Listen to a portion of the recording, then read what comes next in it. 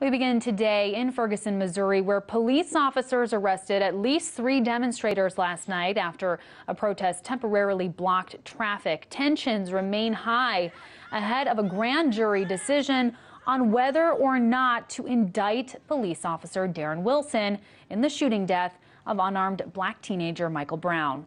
Protesters believe Wilson should be charged with murder, while the officer contends he fired at the teenager in self-defense. Joining me with the very latest out of Ferguson is RT's Alexey Yaroshevsky. Okay, Alexey, what happened last night? Well, last night it was yet another indication of tension mounting up in the city of Ferguson, Missouri. For the second night running, protesters attempted to rally in front of the Ferguson Police Department. Apparently at some point they blocked traffic, and that's when the police charged at them using shields and batons. They knocked several protesters to the ground. One of them, we saw those in pictures from our colleagues from the Rupley video agency. One of those protesters was a woman. The police officer knocked her on the ground, and then several officers literally piled up on top of her.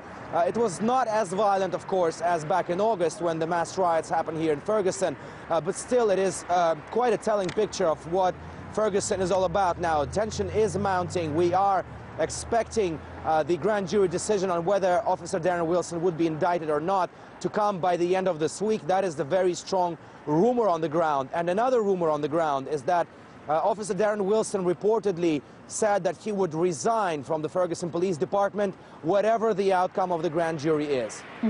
Indeed, tensions are running high. As I understand it, there's a bit of a showdown between 2 groups that are getting involved here. One is the Hacker Collective Anonymous, and then, of course, the Ku Klux Klan. How's that playing out? Well, as if the current confrontation wasn't enough, there's a genuine war between the hacker group Anonymous and the KKK going online at the moment. First off, the Anonymous group took down the Twitter account of KKK and their official website. But late on Thursday, the Grand Wizard of the KKK posted a very fiery message online on their Facebook page saying that they would track down all anonymous hackers in the streets of Ferguson, rip their masks off, and hang them. That was quite a fiery message, to be frank. The hacker group Anonymous replied today that they are not afraid of the KKK and they will wage a war of their own. It is unclear, of course, where this will go, but the KKK made it clear that in that statement by the Grand Wizard that they will be taking to the streets and they will be armed in case Ferguson protesters decide to rally against the police again. So that is yet another point in the already tense situation here in Ferguson. And Alexey, it's now Friday. Many people are suggesting that we could find out the outcome of this grand jury decision as early as this weekend. Do you get a sense that protesters are bracing themselves for no indictment? What's the sentiment on the ground?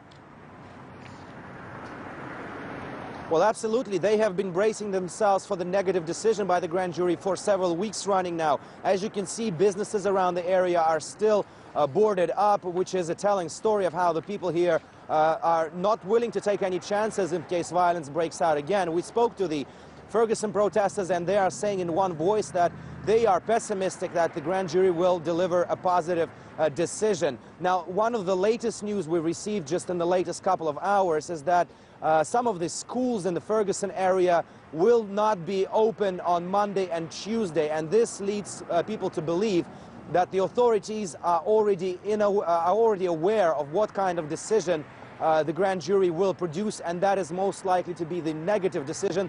That's why the preparations are taking place. That's why kids will not be allowed to go to schools on Monday and Tuesday. Of course, we are waiting to see whether there will be any kind of official confirmation of whether or not the grand jury decision will come this week, but judging by all the rumors we're hearing here, it's most likely to come on Sunday. Indeed, the fact that school has been canceled both Monday and Tuesday does tell us it's right around the corner. RT correspondent Alexey Yaroshevsky, thank you.